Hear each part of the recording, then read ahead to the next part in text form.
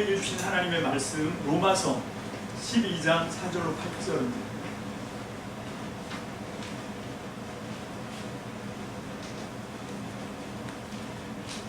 오늘 설교의 제목은 풍성한 삶의 비결, 믿음의 공동체입니다. 지난주에 기도가 풍성한 삶을 누리는 비결이다, 이런 제목으로 우리가 기도에 대해서, 그리고 그 전에는 하나님의 말씀이 우리를 풍성한 삶을 살도록 하게 하는 그런 하나님의 능력이다 하고 이제 우리가 말씀을 나누고 있는데, 지금 우리는 계속해서 풍성한 삶 시리즈를 함께 공부하고 있습니다. 여러분들이 오늘도 이 말씀을 통해서 큰 은혜가 있게 되시길 주님의 이름으로 축복합니다. 아멘. 우리 함께 하나님 말씀을 한 목소리로 한 절씩 교독하면서 하나님 말씀을 받들어 읽겠습니다. 제가 먼저 읽고 합독으로 하나님 말씀을 읽습니다. 한 몸에 많은 지체가 있으나 그 지체들이 다 같은 일을 하는 것은 아닙니다. 이와 같이 우리도 여럿이지만 그리스도 안에서 한 몸을 이루고 있으며 각 사람은 서로 지체입니다. 하나님께서 우리에게 주신 은혜를 따라 우리는 저마다 다른 신령한 선물을 가지고 있습니다. 가령 그것이 예언이면 믿음의 정도에 맞게 예언할 것이요, 섬기는 일이면 섬기는 일에 힘써야 합니다. 또 가르치는 사람이면 가르치는 일에, 권면하는 사람이면 권면하는 일에 힘쓸 것이요, 나누어주는 사람은 순수한 마음으로, 지도하는 사람은 열성으로, 자선을 베푸는 사람은 기쁜 마음으로 해야 합니다. 하나님은 거짓이 없어야 합니다. 악한 것을 미워하고 선한 것을 굳게 잡으십시오. 형제의 사랑으로 서로 다정하게 대하며 존경하기를 서로 먼저 하십시오. 열심을 내어서 부지런히 일하며 성령으로 뜨거워진 마음을 가지고 주님을 섬기십시오. 소망을 품고 즐거워하며 환난을 당할 때에 참으며 기도를 꾸준히 하십시오. 성도들이 쓸 것을 생각하고 손님 대접하기를 힘쓰십시오. 여러분을 박해하는 사람들을 축복하십시오. 축복을 하고 저주를 하지 마십시오. 기뻐하는 사람들과 함께 기뻐하고 우는 사람들과 함께 우십시오. 서로 한 마음이 되고 교만한 마음을 품지 말고 비천한 사람들과 함께 사귀고 스스로 지혜가 있는 채 하지 마십시오. 아무에게도 악을 하고 닥치지 말고 모든 사람이 선하다고 생각하는 일을 하려고 애쓰십시오. 함께요. 여러분 중에서 할 수 있는 대로 모든 사람과 더불어 화평하게 지내십시오. 아멘. 기도하겠습니다. 하나님 아버지, 참 감사합니다. 오늘 거룩한 주일을 우리에게 허락하셔서 아버지 하나님, 죄인이고 유한한 인생인 주제 하나님을 예배할 수 있는 놀라운 기회를 우리에게 주셨습니다. 하나님, 이 기회가 어떻게 우리에게 주어졌는지를 우리가 알지 못하고 하나님 앞에 망령되게 행하지 않게 하시고, 하나님, 우리에게 주신 정말 우리가 상상할 수도 없는 이 놀라운 기회에 우리가 하나님을 온전히 예배하는 일에 우리의 영과 진리로 최선을 다하여 하나님을 예배하려고 하는 열심히 발동되게 하여 주옵소서. 그러나 하나님, 우리의 노력으로만, 우리의 애씀으로만 하나님을 예배하는 것은 가능하지 않은 것을 깨닫습니다. 하나님, 오늘도 성령 하나님 우리 가운데 오셔서 친히 운행하여 주시고 우리를 도와주셔서 하나님을 예배하는 불가능한 이 일이 하나님 성령의 도우심으로 비로소 가능해질 수 있도록 주님 역사하여 주시옵소서. 성령으로 충만케 하여 주옵소서.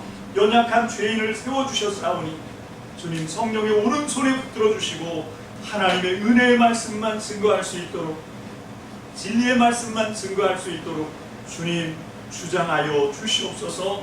전폭을 주께 맡겨드립니다. 감사를 드리고 예수님 이름으로 축복하며 기도합니다. 아멘. 할렐루야. 불로소득이라고 하는 말이 있습니다. 또 일확천금이라고 하는 말이 있어요.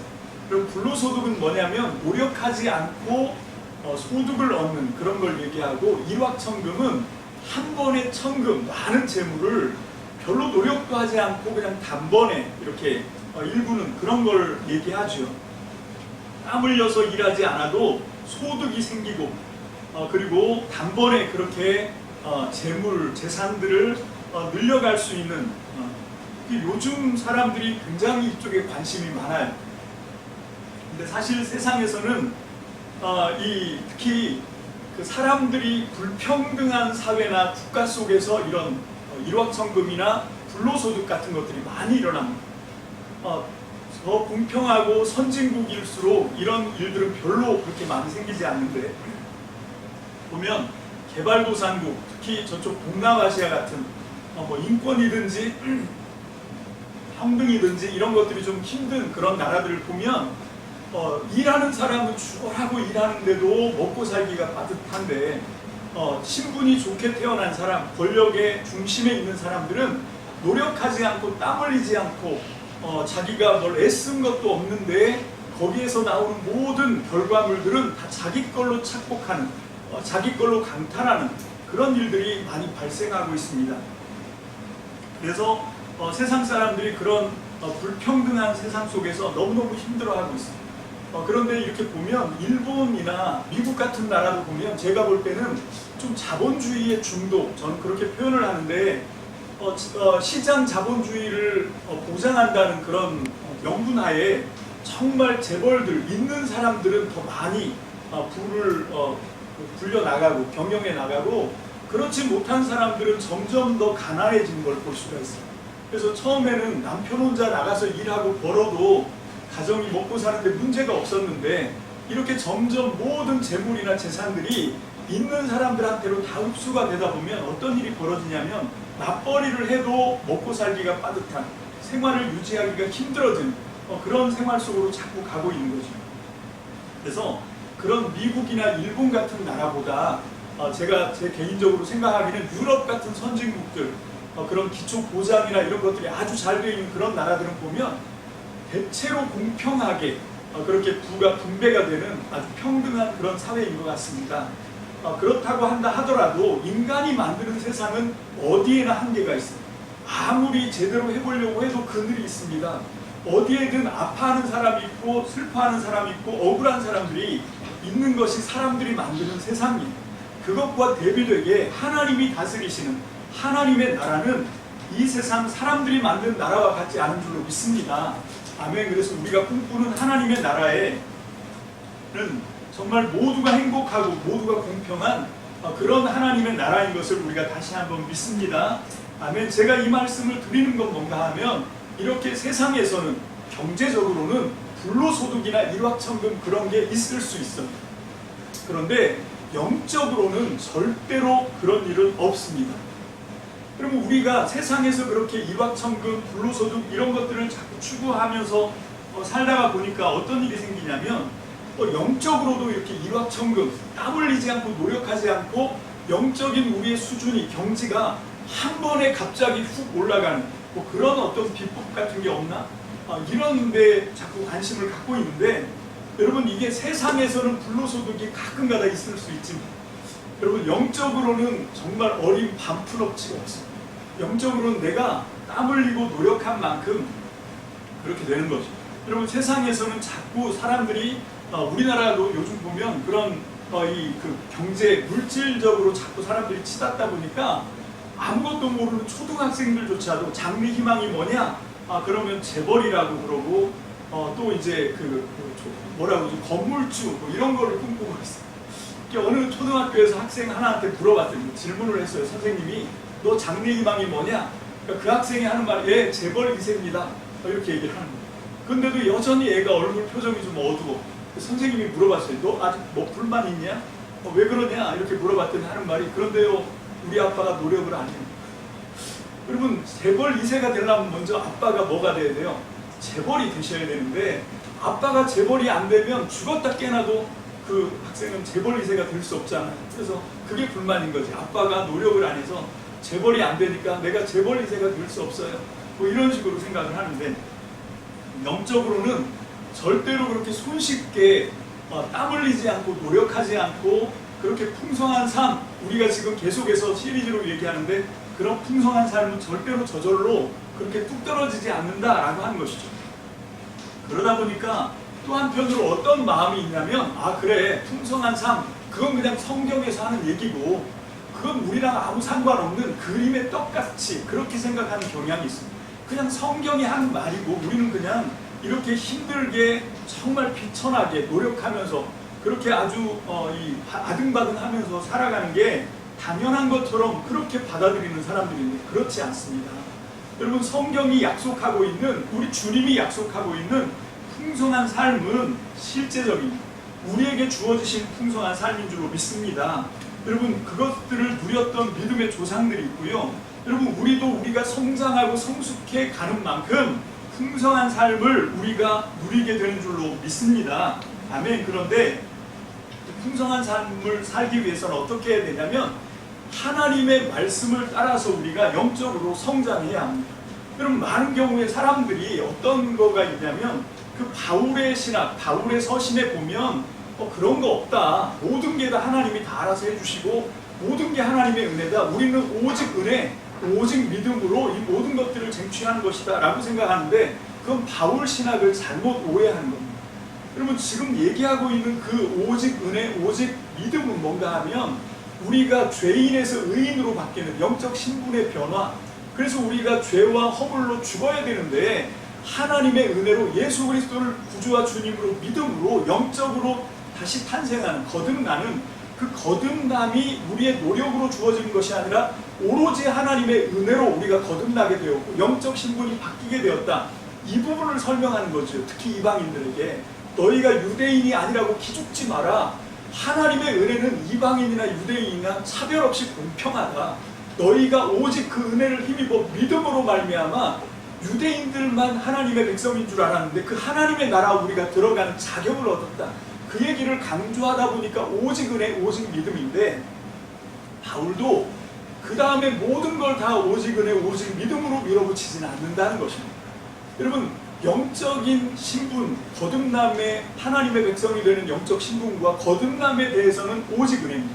그건 우리가 노력해서 얻을 수 있는 게 아니에요. 하나님께서 그걸 만들기 위해서 당신의 유일하신 아들 예수님을 사람이 돼서 이 땅에 보내셨고 그 아들 예수님은 십자가에서 목숨을 바치셨습니다.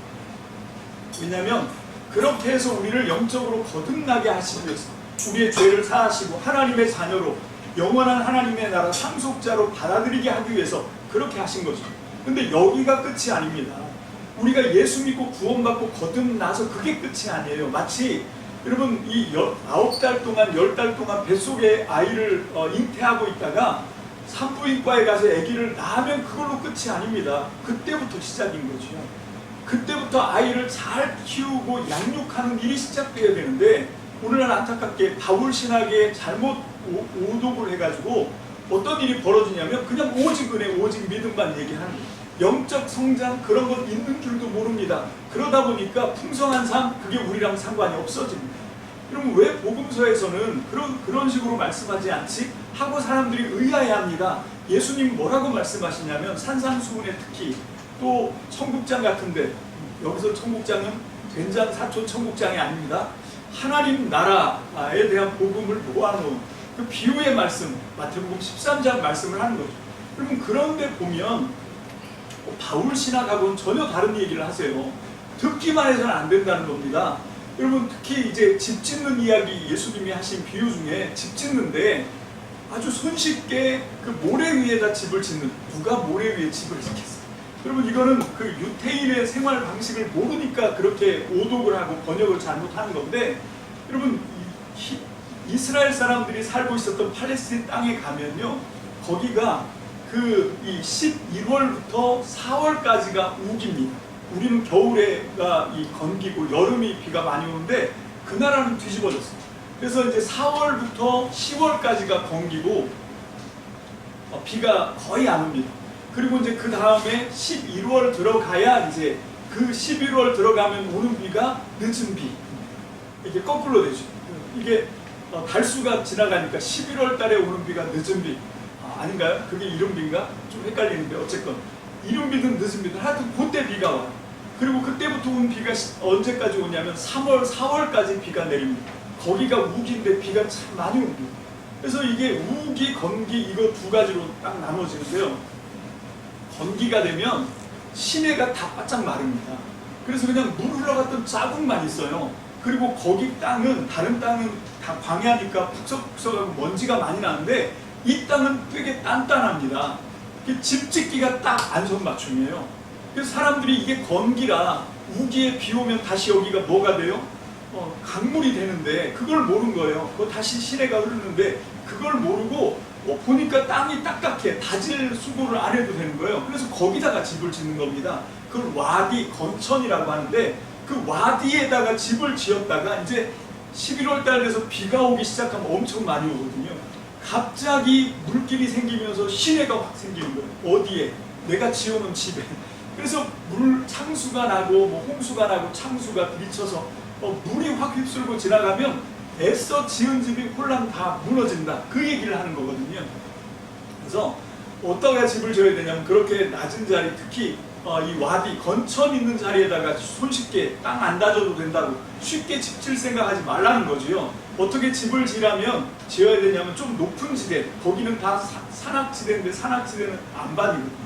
그 좀 힘들지만, 기초공사하기 힘들지만 거기다가 집을 짓는 것이 안전하다. 이제 이 얘기를 하는 건데 예수님이 이 비유에서 건축 얘기를 하시는 게 아닙니다. 어떻게 하면 집을 잘 짓고 오래오래 안전하게 그 얘기를 하시는 게 아니에요. 그 비유의 핵심은 뭔가 하면 내 말을 듣고 행하는 자는 반석 위에 집 짓는 자와 같은 거고, 내 말을 듣기는 들었는데 행함으로 옮기지 않으면 모래 위에다 집을 짓는 것과 똑같다. 엉뚱한 짓 하는 거고 헛수고하는 거다. 그 얘기를 하시는 거죠. 지금 무슨 얘기하는 건가 하면 집을 질 때 터를 어떻게 골라야 되는지에 대한 지혜를 주는 것이 아니라 하나님의 말씀을 들었으면 그걸로 들었다고 만족하면 안 된다는 거예요. 그 들은 말씀대로 어떻게 하라고요? 실천하라는 겁니다. 여러분, 듣고 아는 거를 삶을 삶으로 옮겨야 돼요. 여러분, 그래서 내가 그 말씀을 실천해내야, 그래야 그것이 내 삶에 효용이 되고 안전해진다. 그 얘기를 하는 거죠. 여러분, 예수님의 비유에 천국 비유를 말씀하실 때 마태복음에서는 천국이고 마가복음이나 누가복음에서는 하나님 나라에 대한 말씀인데요. 대표적인 게 뭐냐면 씨 뿌리는 비유 아닙니까? 씨를 뿌리러 농부가 나가서 씨를 뿌렸는데 어떤 씨는 길가에 떨어지고 어떤 씨는 돌짝밭에 떨어지고 어떤 씨는 가시덤불에 떨어지고 어떤 씨는 옥토에 떨어져요. 여러분, 씨를 뿌렸는데 이렇게 네 종류의 다른 각각 땅에 떨어지더라는 겁니다. 근데 이게 땅이 다른 네 가지 종류의 땅을 얘기하는 것이 아니라 그게 다 비유죠. 길가 비유는 뭔가 하면 안 듣는 사람이에요. 듣는 척하고 있는데 한쪽 귀로 들어와서 한쪽 귀로 흘려버리는 사람, 집중해서 하나님의 말씀을 듣지 않는 사람은 길가밭과 같다는 거죠. 씨를 뿌려봤자 그 귀한 씨를 새들이 다 먹어가는 거죠. 그래서 잘 들어야 됩니다. 자, 그런데 이제 두 번째 나오는 부류가 이게 정말 아주 우리가 주목해야 되는 부류. 뭐냐면 돌짝밭하고 가시덤불인데 이 사람들은 들을 때는 기뻐서 들어요. 맞아, 이거 진리야, 이거 하나님 말씀이야, 와, 이 말씀은 정말 나한테 필요해. 그리고 들을 때는 잘 들어요. 그런데 듣고 나서 이제 실천하려고 갔더니 돌짝밭에 있는 사람은 핍박과 환란이 오는 거예요. 위협이 오는 거지요. 내가 이 말씀대로 살았다간 손해를 볼 것 같은 거예요. 그러면 어떻게 하냐면 들을 때는 즐거웠는데 이 말씀대로 살려고 하면 내가 대가를 지불해야 되고 희생을 해야 되고 어느 정도 손해를 감수해야 된다고 하면 하나님의 말씀을 듣긴 들었는데 실천하지 않는 거죠. 그게 돌짝밭입니다. 그리고 가시덤불은 뭔가 하면 들을 땐 너무 기쁘게 들어요. 그런데 듣고 나서 세상에 나갔더니 세상에 유혹거리가 얼마나 많습니까? 시험거리가 얼마나 많습니까? 그 유혹과 시험에 빠져서 하나님께 들었던 진리의 말씀을 다 까먹는 거죠. 그냥 듣기만 하고 들을 때는 기쁨으로 들었는데 실천하지 않는 거예요. 여러분, 예수님의 가르침에는 철저하게 내 말을 들었으면 어떻게 하라고? 들은 대로 살아라, 들은 대로 실천해라, 순종해라, 이걸 강조하고 있는 거죠. 자, 이게 뭔가 하면 영적으로 탄생한 거듭난 사람, 우리가 이제 영적으로 거듭났습니다. 우리가 하나님께서 기대하시는 것처럼 하나님 나라 백성답게 그리스도의 장성한 분량까지 성장해 가려고 하면 어떻게 해야 되냐면 하나님의 말씀을 받은 대로, 들은 대로, 안 대로 그대로 행함으로 옮겨야 된다는 거예요. 내가 그 말씀에 순종하고 순종함으로 그 말씀을 따라 살아야 됩니다. 여러분, 이게 예수님께서 우리에게 말씀하신 그래야 너희가 하나님 나라 백성으로 성장해 갈 수 있다, 그 얘기를 하시는 거예요. 여러분, 바울도 다르지가 않습니다. 오늘 우리에게 주신 말씀 여기 보면 여러분 지금 하고 있는 얘기가 다 뭔가 하면 행함에 대한 얘기를 하고 있는 거예요. 제가 좀 읽어봅니다. 9절 봅니다. 9절 7절부터 보겠습니다. 7절부터 9절까지 한번 다 같이 읽겠습니다. 시작. 섬기는 일이면 섬기는 일에 힘써야 합니다. 또 가르치는 사람이면 가르치는 일에, 권면하는 사람이면 권면하는 일에 힘쓸 것이요, 나누어주는 사람은 순수한 마음으로, 지도하는 사람은 열성으로, 자선을 베푸는 사람은 기쁜 마음으로 해야 합니다. 여러분 바울이 오직 은혜 이것만 얘기한 게 아니라, 9절 안 읽었군요. 오직 은혜 이것만 얘기한 게 아니라, 여러분 그건 우리가 영적인 신분을 바꾸는 데 있어서 죄인에서 의인으로, 그리고 지옥 백성에서 천국 백성으로 바뀌는 영적 신분의 그것들을 취득하는 일에는 우리가 아무것도 될 게 없습니다. 그건 오직 하나님의 은혜로, 그 은혜를 믿는 믿음으로 우리에게 주어지는 겁니다. 그래서 우리가 영적으로 거듭났어요. 이제 하나님 나라 백성이 되었습니다. 거기서 끝나는 것이 아니라 이제 우리가 성장해 가야 됩니다. 그런데 그걸 어떻게 성장할 수 있는가? 하나님과의 교제를 통해서 됩니다. 그게 지난주까지 제가 설교했던 내용 아닙니까? 하나님은 우리가 영적인 성장을 할 수 있도록 우리에게 베풀어 주신 은혜가 있는데, 그건 뭔가 하면 첫 번째로 우리가 거듭났는가 하는 것을 정확하게 확인하는 거예요. 나는 정말 거듭난 사람 맞나? 여러분 이것들을 확인해야 됩니다. 여러분 제가 지난주 설교에서도 말씀드렸다시피 내가 거듭났는지 안 거듭났는지 이것을 확인해 볼 수 있는 가장 좋은 건 어떤 건가 하면, 나는 정말 하나님을 마음을 다해서 지금 사랑하고 있는가? 그럼 난 거듭난 거예요. 정말 하나님을 내가 기뻐하고 있는지, 즐거워하고 있는지, 하나님의 사랑을 내가 감격하고 있는지, 여러분 이게 내가 거듭났는지 안 거듭났는지, 여러분 이것들을 판가름해주는 가장 중요한 시금석이 아닌가, 저는 그렇게 보고 있습니다. 그래서 우리가 정말 하나님을 사랑하는 일에 눈을 뜨시기를 주의 이름으로 축복합니다. 아멘. 그러고 난 다음에 이제 우리는 하나님이 인격이다 라고 하는 사실을 깨닫습니다. 그건 뭔가 하나님의 사랑을 나는 받기만 하는 것이 아니라 나도 그 하나님과 사랑을 서로 주고받으면서 사랑의 관계를 키워갈 수 있다는 거죠. 여러분 하나님 사랑하십니까? 아멘. 그 하나님을 더 뜨겁게 사랑하시기를 주님의 이름으로 축복합니다. 그런데 그 사랑은 저절로 하늘에서 뚝 떨어지는 게 아니에요. 내가 지금부터 나 하나님 사랑해야지 하고 결심해갖고 그 사랑이 내 마음에서 막 우러나오는 게 아니에요. 여러분 하나님을 사랑하는 방법으로 하나님이 우리에게 주신 3가지가 있는데, 그게 뭐라고요? 예배, 말씀, 기도입니다. 여러분 이 말씀과 기도와 예배, 이걸 통해서 우리는 하나님과 더 깊은 관계를 맺고 하나님을 더 알아가고 하나님을 아는 만큼 더 깊이 사랑할 수 있게 되는 거죠. 그래서 우리는 여러분 예배가, 그리고 말씀이, 기도가 목적이 아니라 하나님이 목적입니다. 그 하나님, 인격이신 하나님인데 불행하게도 그분은 영이십니다. 눈에 보이지가 않는 거예요. 그분의 음성이 잘 들리지가 않는 거예요. 그래서 우리가 어떻게 하냐면 이 예배, 말씀, 기도를 통해서 하나님과 교제를 맺고 관계를 깊이 해갈 수 있는 거죠.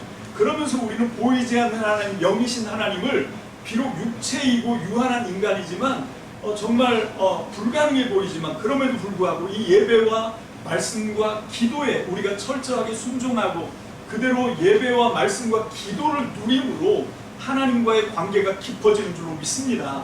그러면서 우리가 영적으로 성장을 하거든요. 제가 지난주에 기도에 대해서 말씀을 드렸습니다. 여러분 그 돌아가신 오카는 목사님이 그 기도에 대한 설교를 하시는데, 제가 이번 한 주간 동안 그 말씀을 듣다가 참 많이 은혜를 받았습니다. 여러분 성도들이 기도를 하는데 기도가 보통 2가지로 나누어지더라는 겁니다.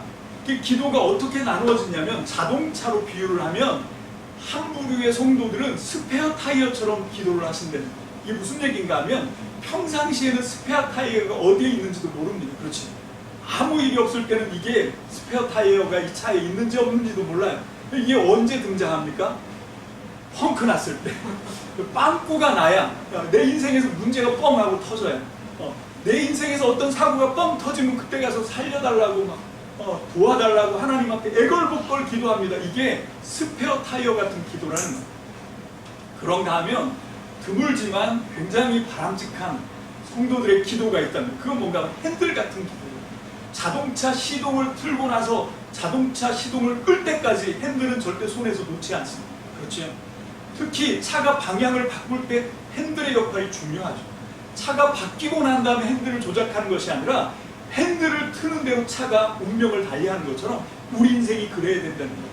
하나님과 우리가 기도로 관계를 맺을 때 이 스페어 타이어처럼 문제가 터져야 하나님께 기도라고 하는 거, 내가 기도가 있었구나 이러고 기도를 하는 게 아니라 정말 문제가 있든 없든 상관없이 내 인생 이 자동차가 운행하는 동안 내내 핸들을 손에 놓지 않는 것처럼 기도가 우리의 삶의 습관이 되시길 주의 이름으로 축복합니다.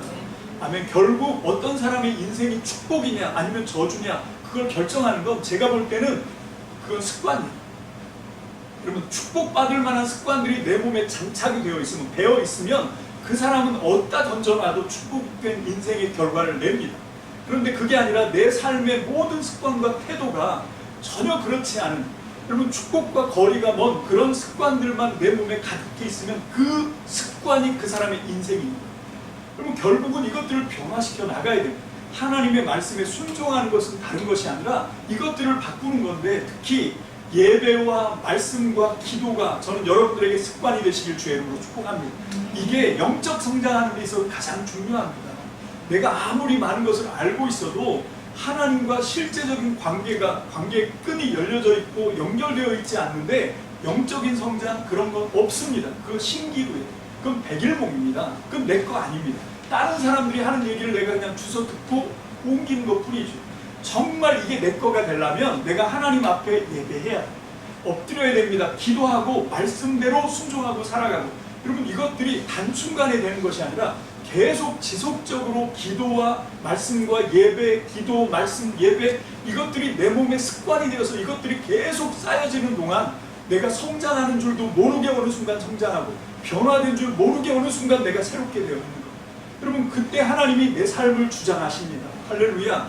아멘. 이것이 영적인 성장의 비결이고 그 영적인 성장과 성숙을 따라서 그 과정 속에서 주어진 것이 풍성한 삶입니다.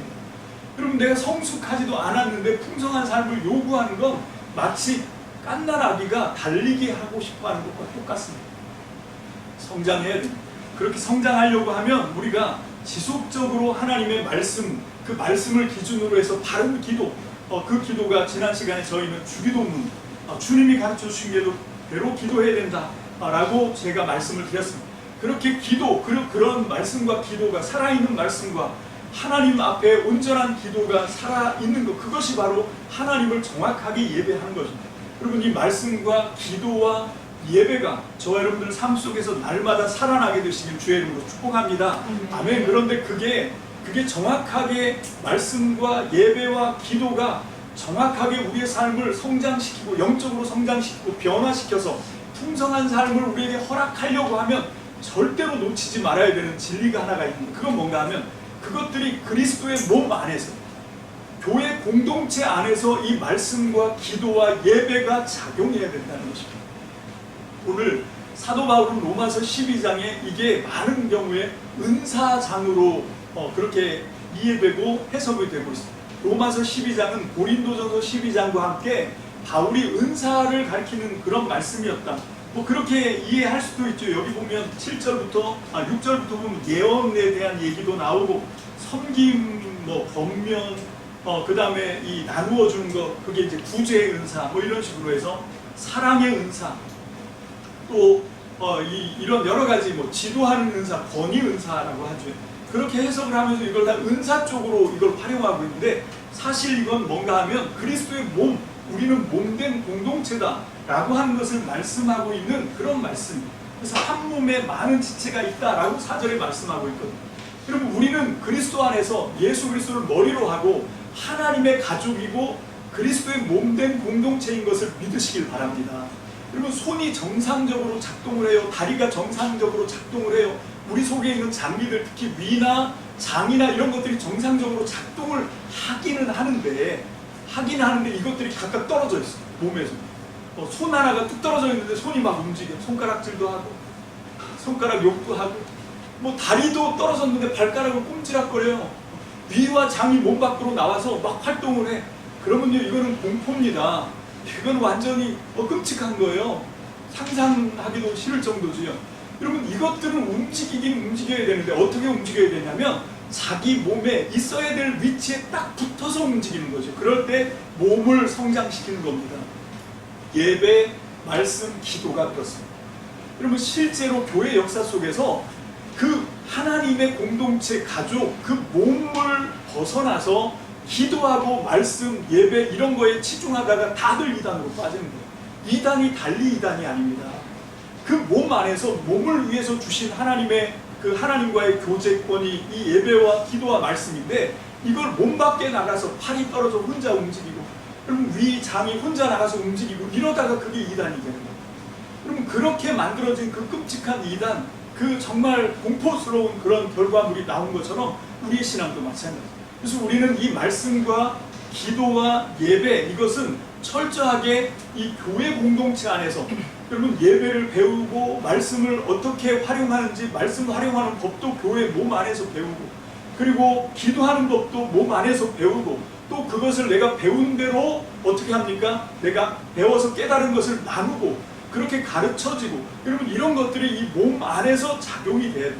말씀과 기도와 예배 이건 나 혼자 독단적으로 내가 더 열심히 해서 어떤 성과를 이루고 이런 식으로 여러분 경쟁적으로 개별적으로 독단적으로 활용되는 것이 아니라 정말 공동체의 이익을 위해서 우리가 함께 예배하고 말씀 보고 기도해서 얻은 어떤 지식들이 있으면 함께 나누는 거죠. 그리고 함께 나누고 함께 가르치고 함께 배우고 그러면서 우리가 하나님 앞에서 정상적으로 모두가 다 공평하게 그렇게 성장하고 변화되는 것입니다. 이게 교회의 위력이에요. 여러분 지금 로마서 12장은 그걸 얘기하고 있습니다. 그렇게 했을 때 나타나는 결과물이 뭐냐? 로마서 12장 1절입니다. 로마서 12장 1절 다 함께 봅니다. 다 함께요. 시작. 형제 자매 여러분, 그러므로 나는 하나님의 자비하심을 힘입어 여러분에게 권합니다. 여러분의 몸을 하나님께서 기뻐하실 거룩한 산제물로 드리십시오. 이것이 여러분이 드릴 합당한 예배입니다. 아멘. 여러분 이 예배를 삶으로 바꿔도 좋겠습니다. 여러분들의 삶을 여러분들의 모든 것을 하나님이 기뻐하실 산제물이 되게 하십시오. 그래서 여러분들이 하나님께 마땅하게 드려야 되는 합당한 삶, 합당한 예배가 될 수 있도록 하십시오. 그런데 이거는 개별적으로 이 말씀을 개개인이 받아서 개개인의 노력으로 되어지는 것이 아닙니다. 불가능합니다. 그걸 위해서 하나님이 우리에게 주신 것이 공동체입니다. 여러분 이 공동체가 여기 4절부터 나오는 것처럼 한 몸에 있는 많은 지체들이 서로 유기적으로 연합해서 서로 상호 도와주는 작용을 정확하게 해야 우리 몸이 건강해지고 성장하고 변화되는 것처럼 영적인 몸도 똑같다는 거예요.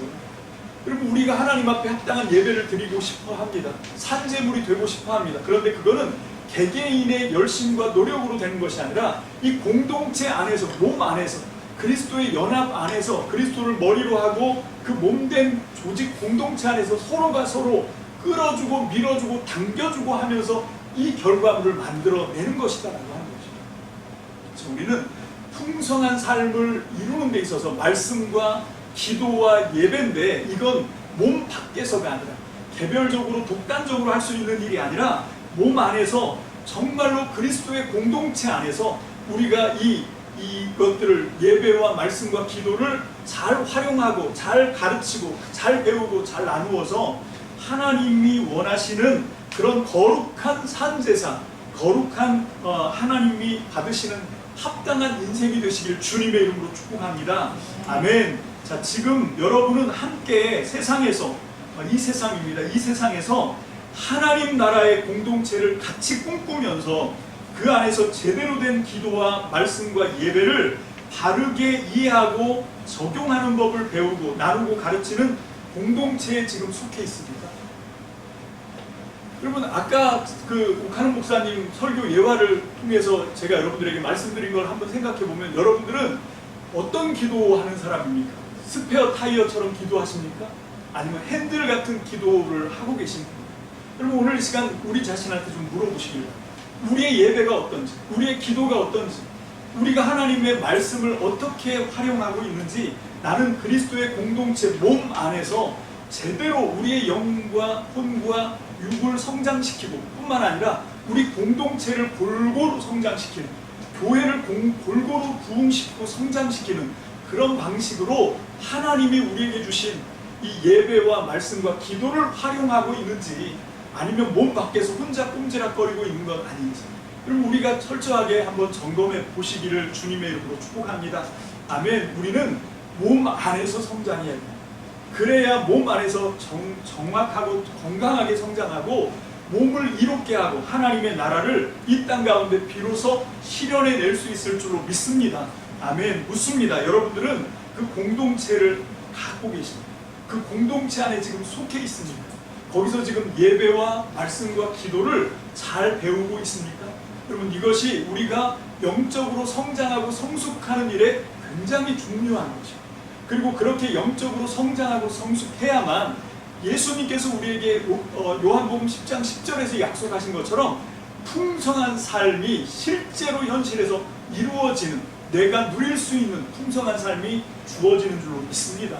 아멘. 저는 하나님이 주시는 풍성한 삶을 누리고 싶어요. 여러분, 그래서 철저하게 이 공동체에 속해서 말씀과 기도와 예배를 더 많이 배우고 더 깊어지길 원합니다. 그래서 하나님이 기뻐하시는 합당한 하나님 앞에 인생이 되길 원하고, 합당한 예배를 드리는 공동체로 함께 성장해 가기를 간절히 소망합니다. 기도하겠습니다. 할렐루야. 주님 감사합니다. 하나님, 그냥 내 개인적인 욕망으로 하나님 풍성한 삶을 기대하고 꿈꾸는 것이 아니라 하나님께서 우리를 향하여 하나님의 소원을 드러내신 거라고 믿습니다. 우리가 건강한 공동체가 되어서 이 땅에 보이지 않는 하나님을 드러내고 하나님을 증거하면서 온 세상 모든 영혼들을, 잃어버린 영혼들을 찾아 하나님 나라로 다시 한번 불러들여 아버지 잃어버린 양을 찾아내는 것이 하나님의 소원인 줄로 믿습니다. 아버지, 그 일을 우리가 잘 감당해내기 위해서 영적으로 건강하게 성장하기를 원합니다. 예배와 말씀과 기도를 통하여 건강하게 성장하기를 원합니다. 하나님, 그러나 오늘 주신 말씀처럼 이 예배와 말씀과 기도가 공동체를 벗어나지 않는, 공동체 안에서 서로가 서로를 끌어주고 당겨주는, 그래서 하나님과 온전히 교제하고 하나님을 더 깊이 사랑하고 영적으로 무럭무럭 건강하게 다 함께 자라서 하나님께서 꿈꾸시는 그런 정말 제대로 된 하나님의 교회가 이 땅 가운데 출현하기를 원합니다. 하나님, 그 교회가 우리 참믿음 교회가 되기를 원합니다. 우리 참믿음 공동체가, 우리 아산교회와 거제교회가 하나님, 그렇게 하나님이 찾으시는, 하나님이 원하시는 합당한 예배, 합당한 인생 드리는 공동체가 되게 하여 주시옵소서. 감사를 드립니다. 예수님의 이름으로 축복하며 기도합니다. 아멘.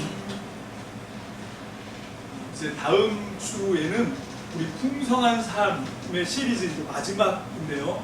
우리가 지금까지 배웠던 것을 다 알고 활용한다고 한다 하더라도 그 마지막, 그게 뭔가 하면 성령입니다. 하나님의 도우심, 성령의 충만하신 도우심이 없으면 불가능합니다. 그래서 제가 여러분들에게 미리 이렇게 광고를 드린 거 뭔가 하면, 이 말씀은 그냥 지식으로 받을 수 있는 말씀이 아니라 한 주간 동안 여러분들이 성령님과 어떤 관계가 있는지를 깊이 기도하시면서 한 주간 내내 좀 성경을 알게 해달라요. 그럼 그냥 이 배워서 얻는 그런 지식으로 아는 거 말고 정말 내 영이 성령의 눈을 뜨기를 원해요.